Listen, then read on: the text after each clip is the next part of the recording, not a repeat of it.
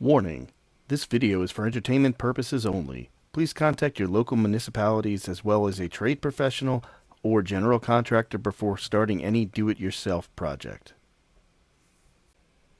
Hi, I'm Greg, and welcome to Greg's Do-It-Yourself Tech channel. If you're new to the channel, welcome. If you're a long-time viewer, great to have you back. Today's episode is choosing a security camera system.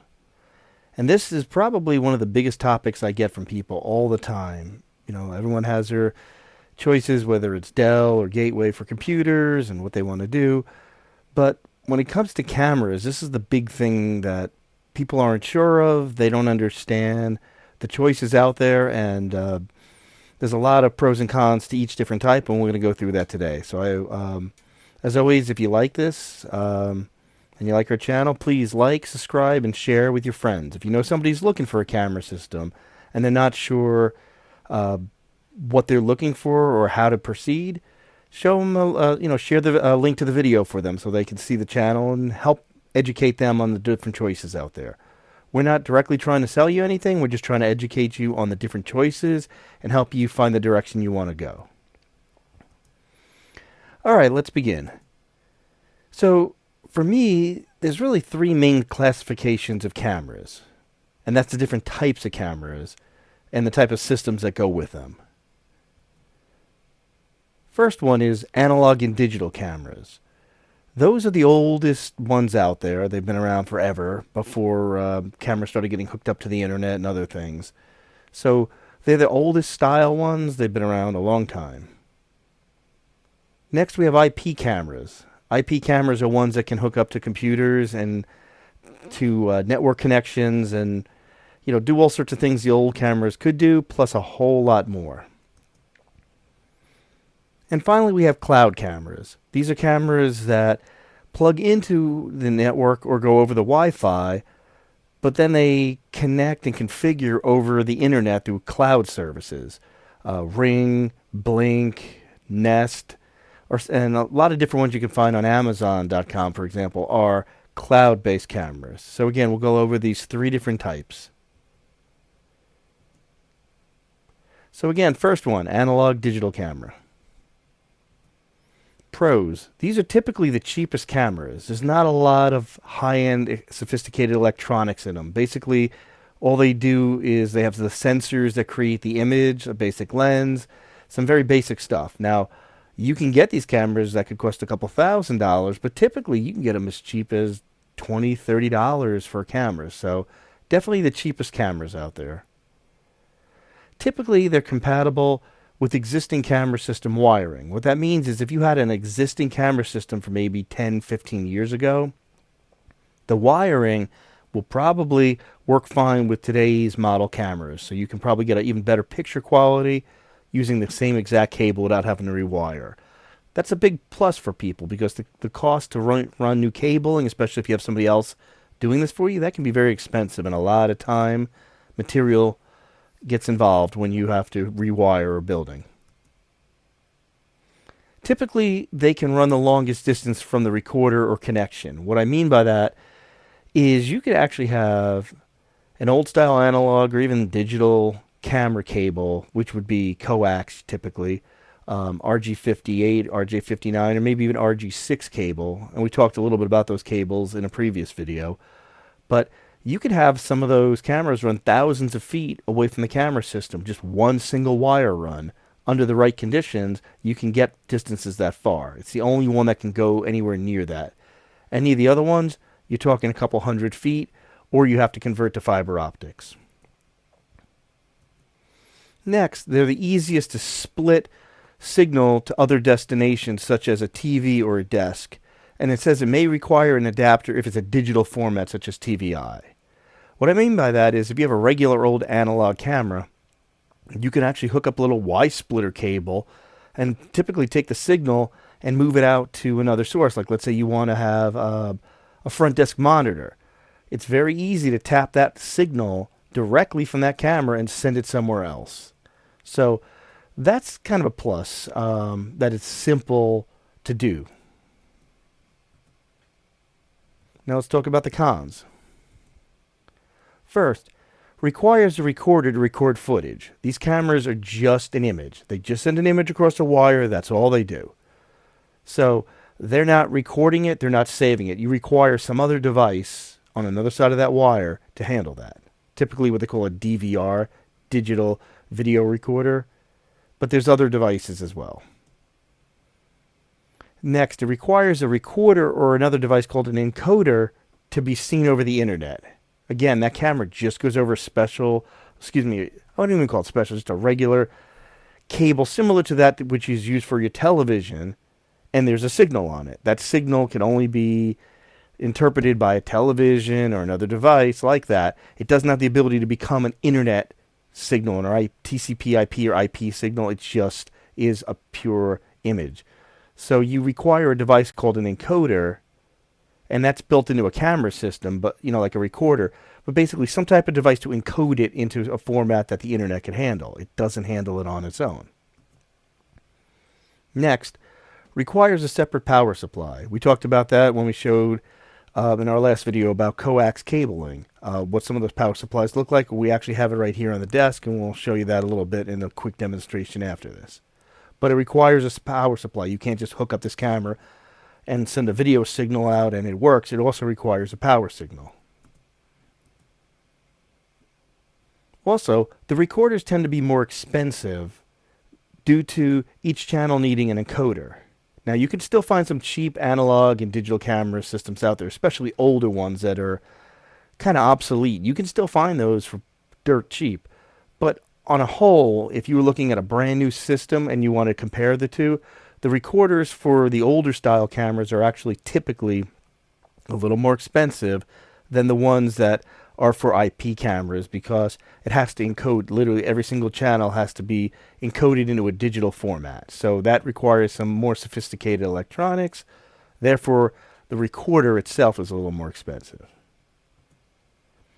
Okay, let's go on to IP cameras. Pros. Typically the highest resolutions available. You can have 12 megapixel cameras or more. We'll talk about what a megapixel means later on in this video. But basically, really super high megapixel cameras, highest quality camera pictures, typically require IP cameras because they need to go over larger bandwidth than a regular cable, like a TV cable, can handle.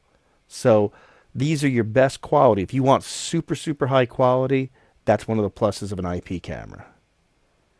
They also have smart features sometimes built right into the camera itself. These cameras have intelligence on them, like a little mini computer built right into the camera. So some of the smart features include stuff like license plate recognition. Sometimes it requires other hardware too, but the basics are built into the camera.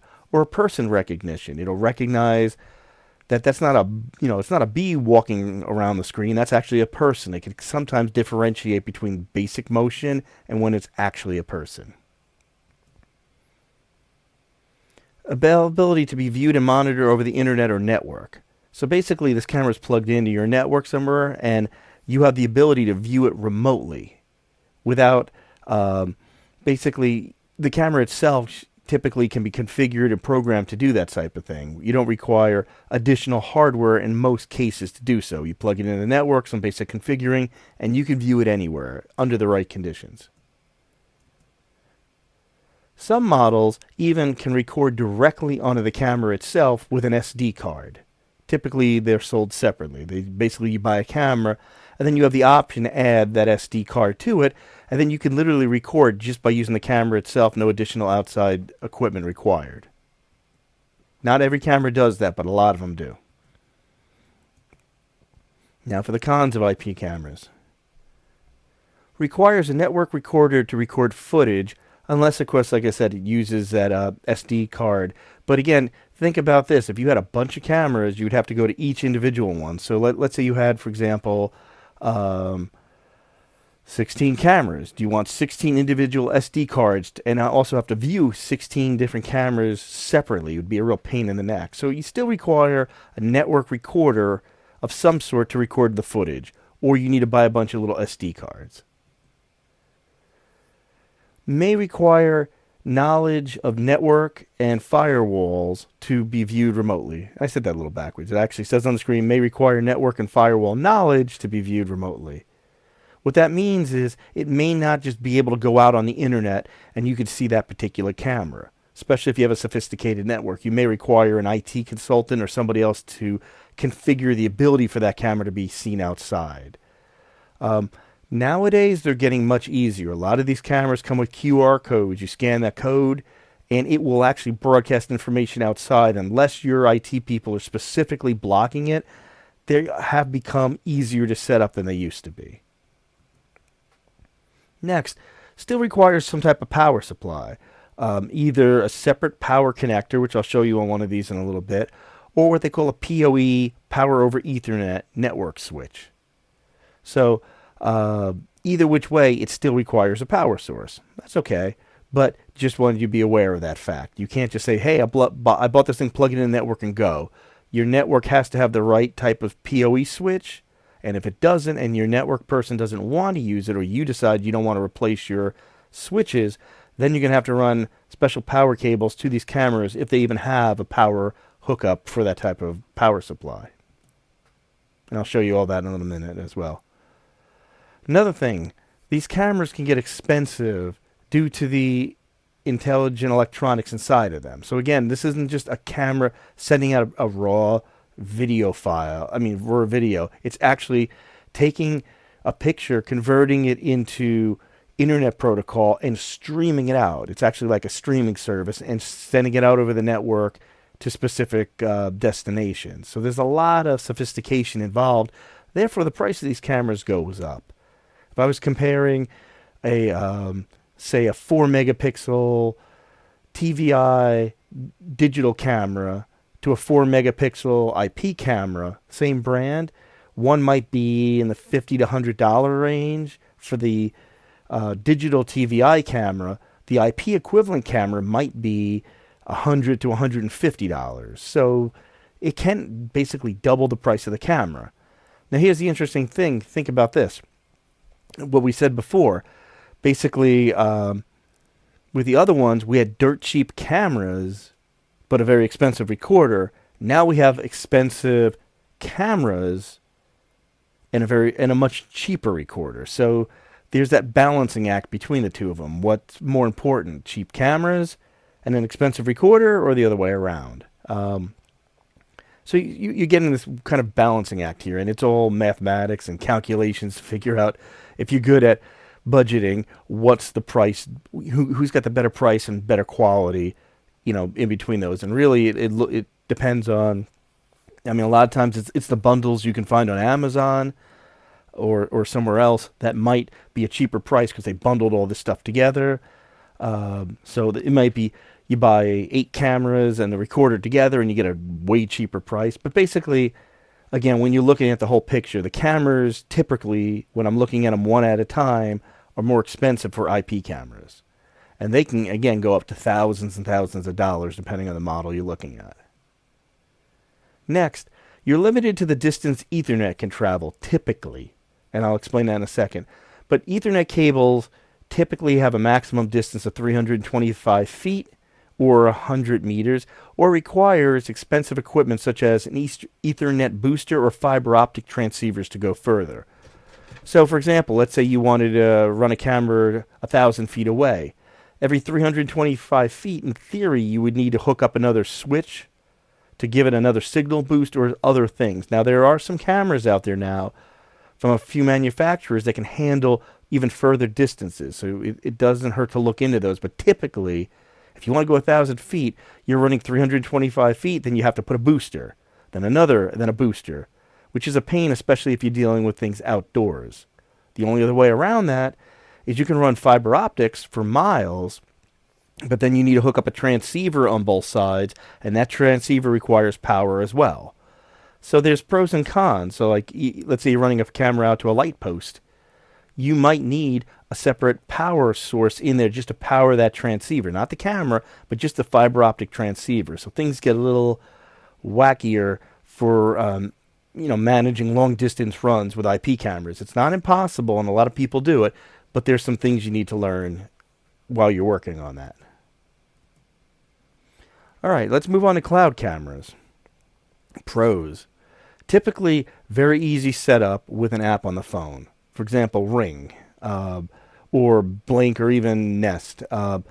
Typically, you download their app, you scan the QR code on your phone, on the camera itself, and I'll show you an example of that in a little bit. And then you can go out there and configure that camera.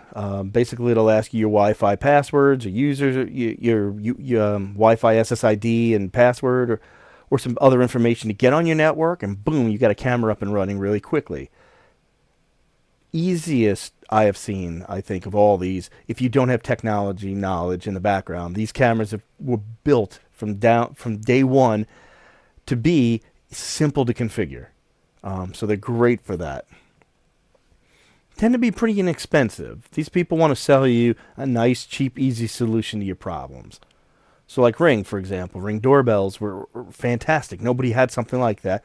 Now they've come up with a doorbell. Well, a normal doorbell was $40, $50, maybe less. And then here's Ring says, hey, you know what? For about $100, $150, you can have a camera where that doorbell is.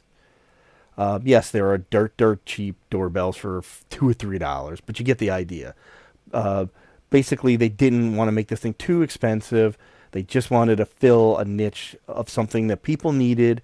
Because frankly, even as somebody who runs cabling, doors are the biggest pain in the neck, especially doorways, because it's very hard for us to run wire to that doorway after the building's been built. But a lot of places already have wiring for for a regular doorbell. So therefore, we have wiring, we have a great location already configured. Just replace a doorbell with a Ring doorbell, and you got yourself a camera in a place we normally can't get a camera. Also, if you think about it, even if we put cameras on the sides of houses, a lot of doors tend to be recessed, so we miss what's going on in that area. So again, Ring was a great product that came out for that. I recommend them to people even if they have a very expensive camera system. You might want to still have a Ring doorbell, because that might be a hard area to cover unless we took care of it during construction of the building for you, or you're willing to pay a lot of renovation money. Okay, it can also, again, it hooks up to your Wi-Fi, so you don't need to run a data and video cable from the camera to some type of recorder device. Again, some of them have smart features such as license plate or person recognition. More likely with these cloud cameras, you'd see person recognition. But I put license plate in there because it's possible one is out there. But definitely can do person recognition. Okay, can be able to be viewed and monitored over the internet or your network. Although, it says here, may only be viewed through an app and not a smart TV or video wall. What I mean by that is, a lot of these were built with the idea that you were going to just view it on your phone. They don't really care so much about computers. I don't even know if you could view a Ring doorbell on a computer. I've never tried, frankly. Most of the time we view it on our phones. So the problem is, if you wanted that to be set up to a television set all the time, the only thing you could really do is maybe get an iPad or an iPhone, hook it up to an HDMI cable adapter and plug it into the TV. But the problem is, you're always going to have to reset that over and over again. Whereas an IP camera, I might be able to set up a computer that always logs on as soon as it turns on and goes right to that camera image. So you might be able to view it over the internet, but it's not the easiest thing if you want to view it on a television or view it on what we call a video wall, which is basically either just a TV or a TV with a computer behind it. So that's the one. It's a pro, but it may not be as much of a pro as you need. All right, let's get into the cons of cloud computers. First off, we still got to power this thing. Requires either a power source or a battery. The battery ones are cool in some regards because you don't need a power cable run, but that battery typically has to be recharged every couple months. Some of them as 2 or 3 months. Some of them can be even sooner. But if you're putting a camera 2 stories in the air, you're going to be climbing up on an extension ladder multiple times a year to recharge that battery or swap it with another battery. Some people have 2 batteries, so they put one in the camera, the other one's charged. When that one dies, they climb up and do that. But it's annoying. You have to do this over and over again. To me, that particular one's a pretty big con. Next, while viewing cameras are typically free, a lot of those services, Ring for example, requires if you want to actually get the record. So I can view the camera for free, but if I want to actually record it and play it back, I need a yearly subscription or at least pay by the month. Not a big deal for some, but the reality is all the other things we talked about before, typically you can view those and record them for free. But these cloud-based ones are trying to get you in a subscription service. So again, you might be able to view your camera for free, but if you want to play back recordings, you're going to have to pay some money monthly forever. Typically, they're not the highest resolution cameras. Ring doorbells are great, but there's way higher cameras out there. Same with the Nest cameras. They're meant to be cheap solutions. Now, I'm sure there are some cloud ones out there with higher resolutions, but again, their market is cheap and easy to hook up, so they don't typically cover the higher end of what's available for cameras.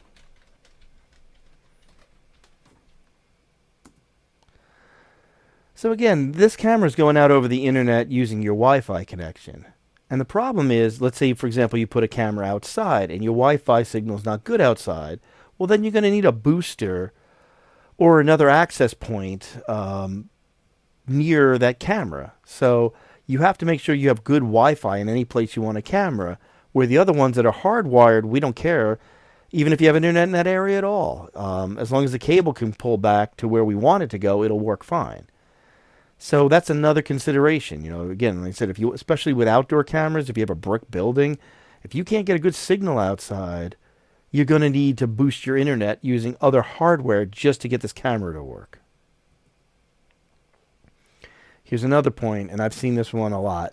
Typically, these cameras don't record if their connection to the internet is lost. Some new ones are starting to come up with ideas for it, but typically it is just a streaming camera.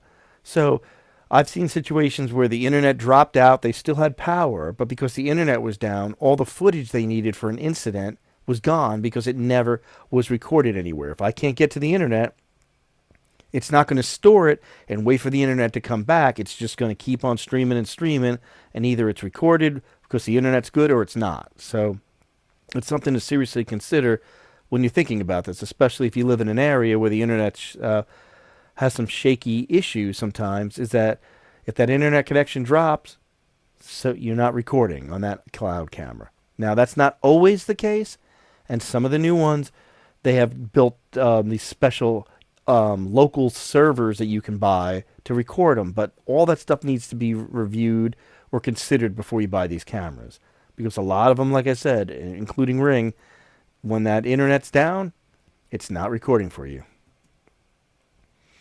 And again, typically not the highest resolution cameras available, but sometimes they are. I think I said that one before, and if I repeated it, I'm sorry about that. But anyway, either which way, they're not typically the highest resolution cameras. But again, they serve a great niche. Okay, let's demonstrate a few of these things here. So first, here is your analog camera. So as we showed on a previous video, let me zoom it in a little bit. Here's your connections here. So this one's got, let me bring it in even a little more.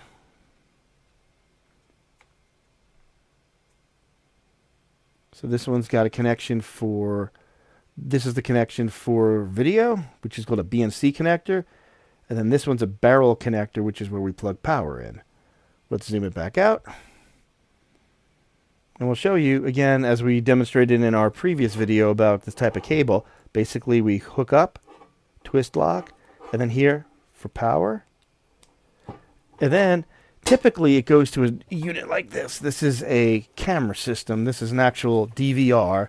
This one's designed to handle quite a few cameras. I believe this one is a 16 channel. Even though there's 32 connectors back there, the other connectors are for in and outs. So basically you can plug a camera in and then take the camera out to, again, maybe a monitor or something. We can zoom it in here. There we go. So basically, again, you just take the connector here from the BNC cable, and you're going to plug it into one of these channels. Let's see if I can get one where I can see it. Bring it over a little bit. There, so plugged it in down here. So basically that's the connection there. I'm going to remove that because I want to show you a few more things. And let's go back to a full-size image. And then again, that camera requires a power supply. So on the other side, we have a unit like this, or some of these cameras come with a big Y cable. So basically, it would be a cable that just plugs in where this camera is. It splits out to another 5 or 6 cameras. Companies like Lorex make something like that. One big power supply and then a bunch of cameras plug in. So on one side, you have your recorder and that one power supply, and then the other side you have the cameras just hooked up like this. And again, the camera would hook up to the cable like so.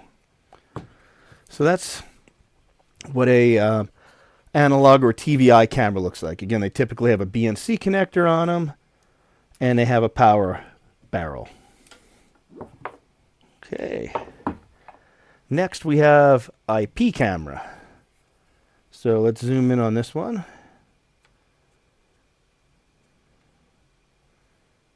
And you'll see there's your Ethernet connector right there. And again, these cameras can power over that Ethernet connector, but right next to it is another connector, which is a barrel connector, same as I showed you before. So let me zoom out again. And you'll see the same type of barrel connector plugs right into that camera. So if we don't have a power over Ethernet network, we could actually just plug into a regular Ethernet switch, and then the camera itself could be powered by another source. Typically, I recommend power over Ethernet. Let me just put that other little cap on there, if it'll fit again. There it goes. But basically, with that type of camera, here's an Ethernet cable. So we would plug in. Now, the other end of this cable can go to a network switch, any switch on your network if you want. But what's also cool is a lot of companies, and one I like to use a lot, a company called Hikvision, actually makes a camera system where, imagine instead of all these connectors back here being BNC, they would actually be Ethernet. So basically, there's one over here. We'll just cheat and pretend it was like that. So we would plug the camera in over here, and then the other end of the cable would be over here. Now, if this was that Hikvision unit I was talking about, basically, any of the spots back here would be, you would literally have 8, 16, 32 Ethernet jacks, and you would plug into one of them. They would not only power the camera and communicate with the camera, they would also automatically configure the camera. It's frankly one of the easiest systems to configure because, like the old cameras, we would just plug a BNC cable and click, and then boom, you got an image on the screen. Hikvision has done the same thing with IP cameras where you basically just plug them in and go. So it's pretty cool. Very easy to configure. Some IP cameras and recorders, not that easy to configure, especially if it's not a direct connection between the camera and the camera system. That stuff you might need an IT guy to help you out with that, or IT person, I should say. Excuse me for that. Sorry, my apologies. But basically, you need somebody in IT, or if you're very good at computers yourself, to be able to configure all the IP addressing in the cameras and the recorder and make them all talk to each other if you're using a recorder. Now next here, we have a Nest camera. So I'll show you what one of these looks like.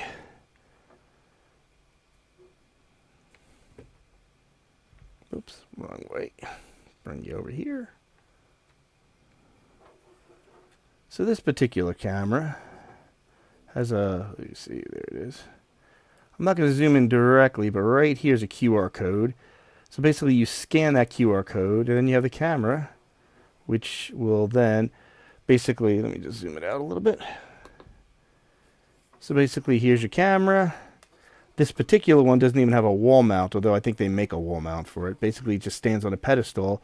And here is a USB adapter. Its actual connection goes right in the back here. So basically you plug USB into here. you hook up this wire. And again, the problem with this is you still require this plug to be plugged in somewhere for this particular camera to work. But that QR code in the back is pretty cool. We just scan that QR code, that camera goes online in the app as long as it's plugged in, and you're ready to go in moments. So that's what, again, like a Nest camera looks like. So again, all pretty cool stuff. Okay, let's talk a little bit about some of these terms that you hear, because there's so many different terms they talk about when it comes to picking cameras and camera systems and stuff like that. It's confusing. First one, megapixels. I'm sure by now you know your cameras in your phone and all sorts of other things use megapixels.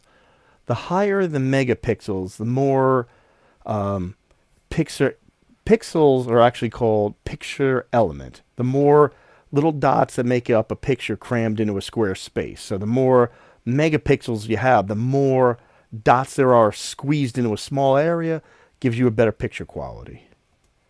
So again, the higher the number, the more you can see. And let me read this to you again in a second, just so you understand. Basically, as you zoom in on a picture, for example, on your phone, the higher the megapixels and the newer the phone, the more you can zoom in and see quality detail. I'm sure if you ever zoomed in on a picture on your phone, you'll recognize that it blurs when it gets certain depth deep. Well, the higher the megapixels, because think about it, your phone may only be like a 6-inch long phone. So the more megapixels, the picture's still only 6 inches, but the more the megapixels, the more detail I can see in that same 6 inches. The more I zoom in, the more I can see clarity and before it blurs out. So like I say here on the screen, the higher the number, the more you can zoom in on the picture before it distorts. Which is great when you're looking for details. Who wants details? Great examples, car dealerships. I brought my car in for service. Now I'm complaining that you scratched my car.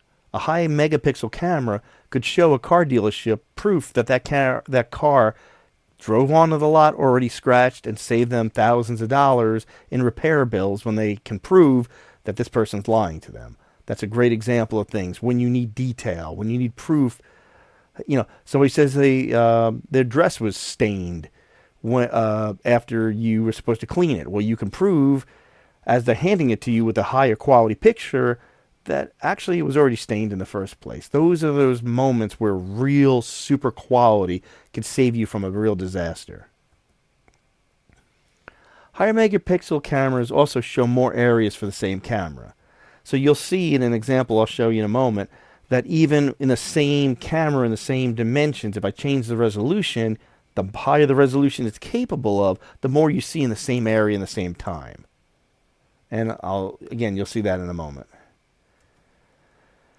Okay, let's do a demonstration. So I took a camera system and actually dumbed it down. It's an 8 megapixel camera, and first I dumbed it down to 4 megapixel so you can see the difference. And we're going to go over a few different images you're going to see here.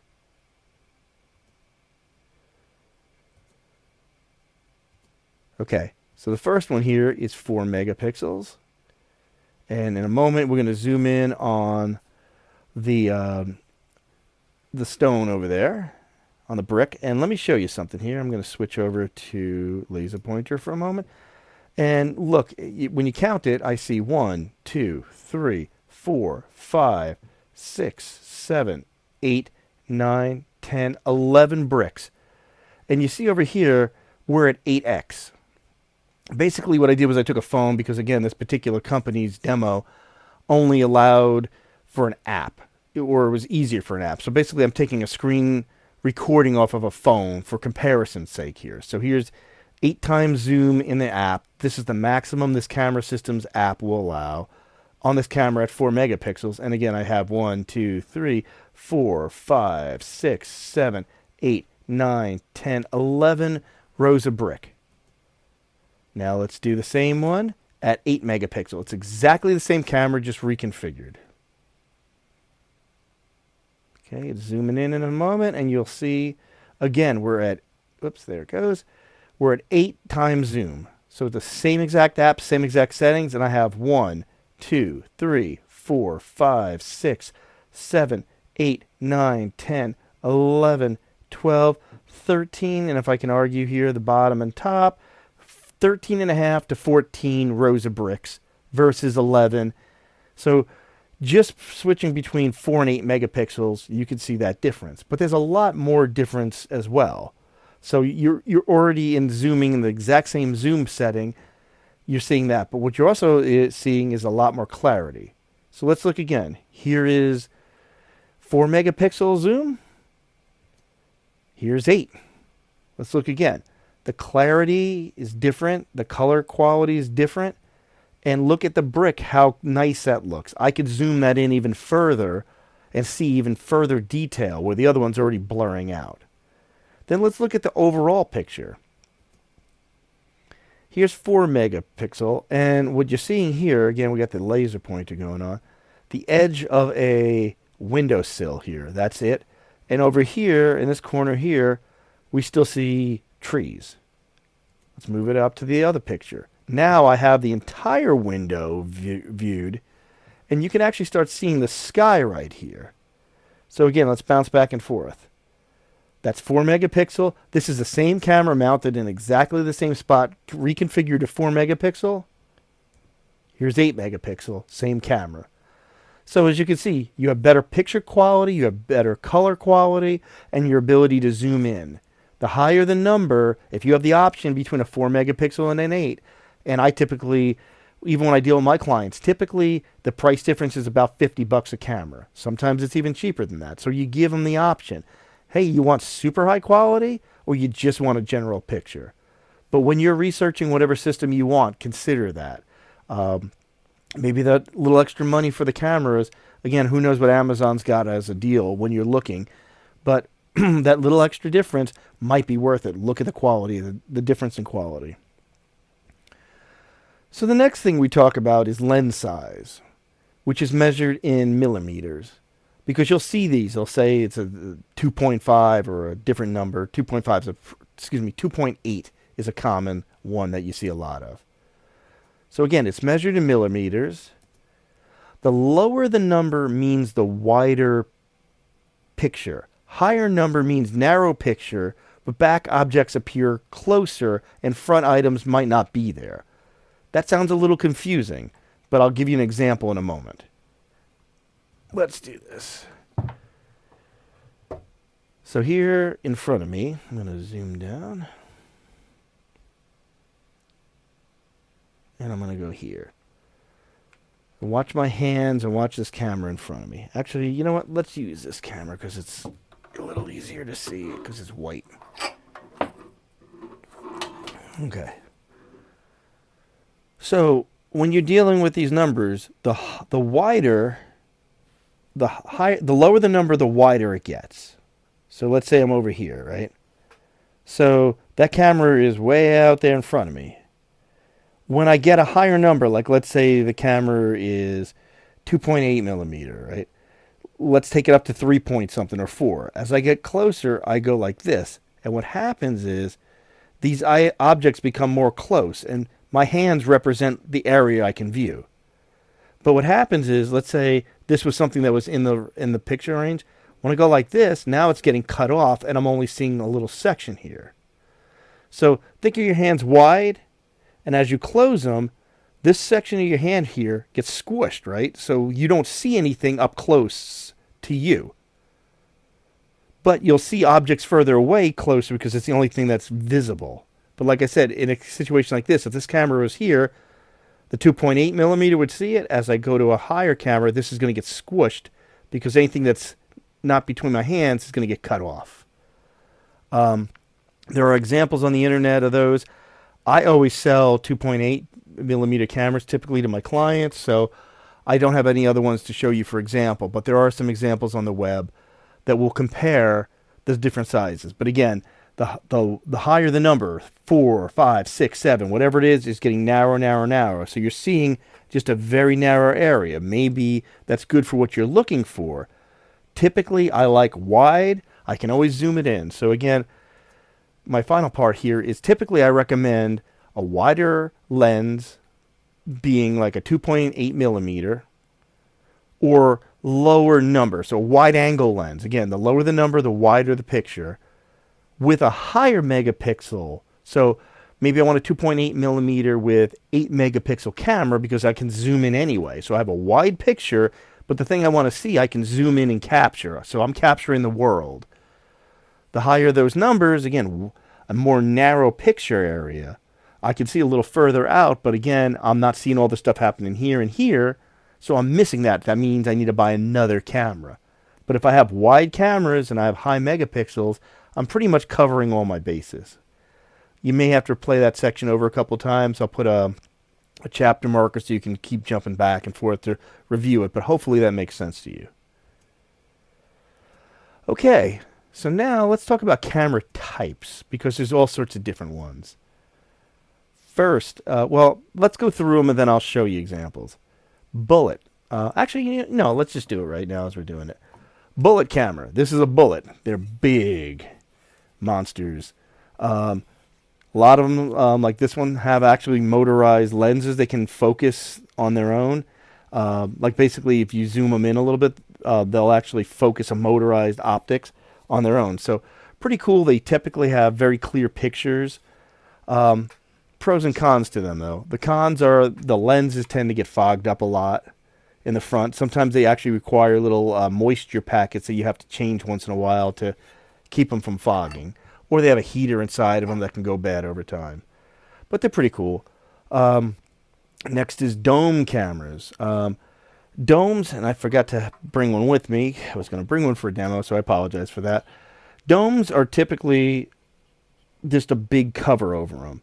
What's nice about domes sometimes is they're tinted in a way that you can't see what direction the camera's facing. Obviously, in a camera like this, I see where the lens is versus the other sides of it.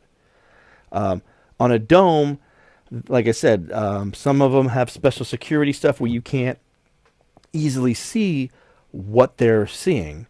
So that's great. They call them security domes. The problem with domes, too, they fog up a lot, or you have to clean them with Windex. So they're good, but some of them have some restraint, some issues. Sometimes, too, if you mount a dome one way, they don't always like to go and spin around the other way. So if you change your mind, you may have to unmount that camera and remount it later on.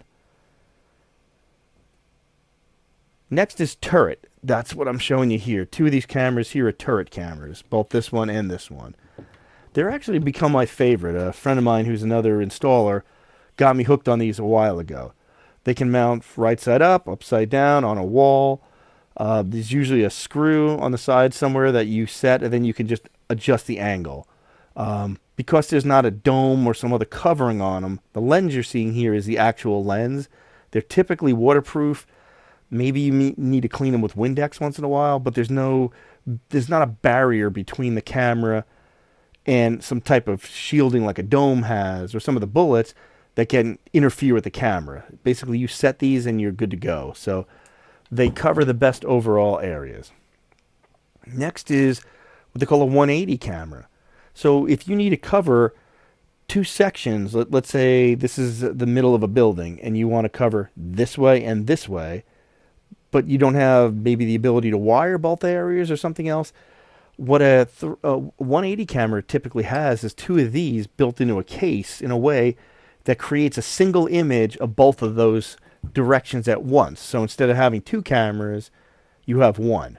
The catch is they're expensive. So a lot of times it's cheaper to buy two cameras and mount them in corners if you can than it is to basically it's cheaper than buying this one camera, but they do have them on sale, and over time they do get cheaper. So it's an option. Again, one camera that can cover all these angles smack in the center versus putting two in the corners and aiming inward. Just another option. Next we have fisheye. What fisheyes do is it's a very, very wide angle lens. Basically one single looking down, and it surrounds in 360. Now the catch with these things is when you look at the image, one side will be looking forward, the other sides will be looking backwards. So you got to kind of use an app or something to flip them around or something. And they say it's a fisheye because it looks like the same type of image you see when you look through the fisheye, like the security latches at a house. When somebody knocks on your door and you can look through a little eyelet there. it's a very warped image, but it's a big circle. So it's nice when you want to cover, let's say you want to cover an entire room from the ceiling, look down and cover the whole room. They're great for that instead of having 4 corner cameras and stuff like that.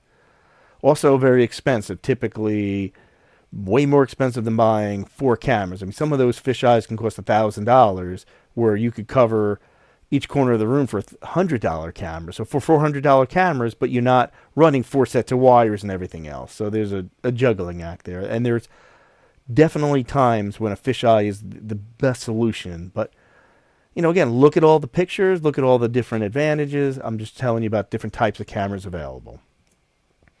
Next one is another type of 360 called a 360 multi-camera. They also sometimes call them panoramic. With this one, it's literally 4 of these cameras bolted into a housing. So imagine a housing that has 1 camera on the front, back, left, and right. Again, they're very expensive. Sometimes they make 1 image. Sometimes they make 4 images that are separated out. Again, you can buy 4 cameras for $400. These cameras are over $1,000 a shot. But if you're in an area where you can't wire 4 wires for whatever reason, maybe there's only 1 old wire and there's no way to add an additional wire, that camera might still be an advantage or something you might need. So next, let's talk about special camera types, because again, all we're talking about so far are cameras that basically just show you an image. There's a few others we want to talk about. First one is PTZ cameras. Stands for pan, tilt, zoom. So basically, a pan, tilt, zoom camera has motors inside of it. Panning is left and right. Tilt is up and down. And zoom is taking that image and bringing it in and out. Now, the advantage of a pan, tilt, zoom is it's an optical zoom.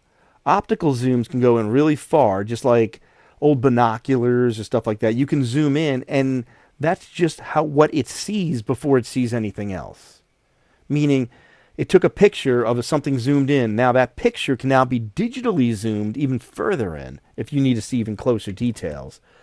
They're great. A lot of them use a joystick, similar to the joystick I have here. In fact, this whole system you see here, where I'm going left and right and up and down, this is all pan, tilt, zoom cameras right here. It's just we're using them for studio work instead of for security work. It's a little different model camera, but it could be used for home security or commercial security. It's just a very expensive camera to be doing that kind of stuff. But the one thing I don't like about pan, tilt, zoom cameras is people tend to use them for the wrong reasons. And what I mean by that is a pan, tilt, zoom camera is great if you have a stationary person who sits at a desk and says, something's weird going on over there, and they move the joystick and they look in on that thing. Because the problem is when that camera is looking that way, it's not looking over here, and if something happened over here, you didn't record it. Whereas if I have a wide-angle camera just covering everything, it's great. But that wide-angle camera is not following a person around or zooming in or stuff like that. So if you're going to use a pan-tilt-zoom camera, I highly recommend a stationary camera in the exact same location to cover the whole area, and then let that pan-tilt-zoom camera zoom in by person, or maybe you have it track people, because these cameras could actually be programmed to track the motion of a person. As they're walking, it says, there's a person, and it will follow them around the lot. But again, while I'm following that person broke into a car.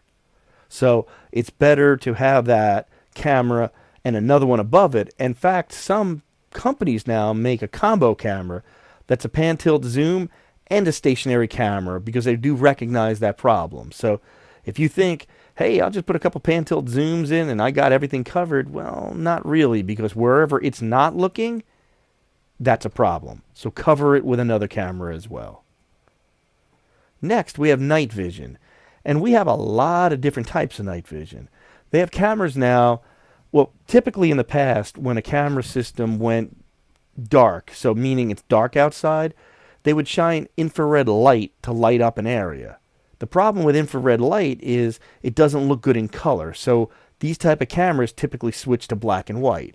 Even your Ring doorbells and a lot of other things like it have done that for a long time.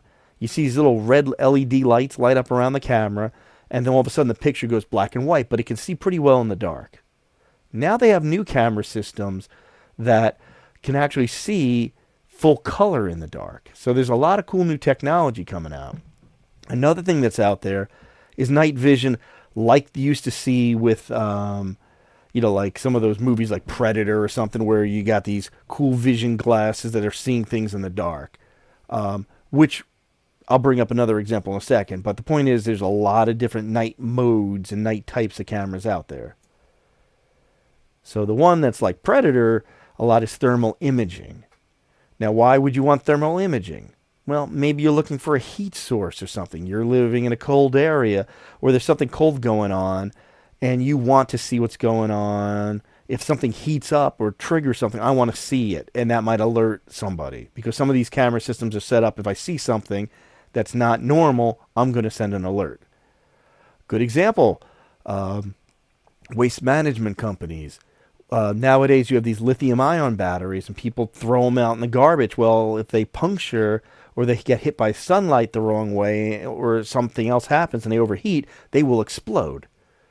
So the early signs of these are thermal imaging. So people can have a thermal imaging camera checking that dumpster to make sure that thing doesn't catch fire. You'll see the early signs of a problem. You can alert the authorities before the whole thing's up in an explosion of, and basically an eruption of fire. There's a lot of different reasons you might want thermal imaging.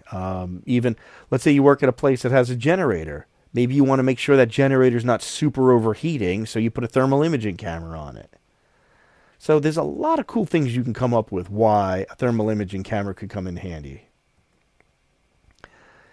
All right, there's a lot you've taken in here. Again, this video is meant to be a basic understanding for everybody of what the different types of cameras and stuff are. If you like this stuff and you want to dive deeper, I'm more than happy to do an advanced video. All the videos I've been doing so far have basically been entry level to give a whole wide audience an understanding of some basic things to help them in the direction they're looking to go. But if you want to see something more advanced, let me know. I'd love to hear from you on it. Again, please like and subscribe to this channel. That way you know what's coming on, and share the links to our videos with your friends and people that you know that might benefit from this. Because again, I'm here to educate people and teach them some of the knowledge I give off to my clients, to help them better understand their choices that they make. So, somebody that's thinking of putting a camera system in, let them know about my video here. Maybe this will help answer the questions they have. For more information about all this stuff, please check out my website, www.gregsdiytech.com. We have links for all the equipment we use, the tools we use, all the videos are there. Again, you can just look at it on the YouTube channel, but there's a lot more information on our website, including links to Amazon for some of the products that we demonstrate in these videos. And again, that's about it. I hope this has been informative. Please stay tuned. We got a lot more videos coming your way, and we hope you have a great day.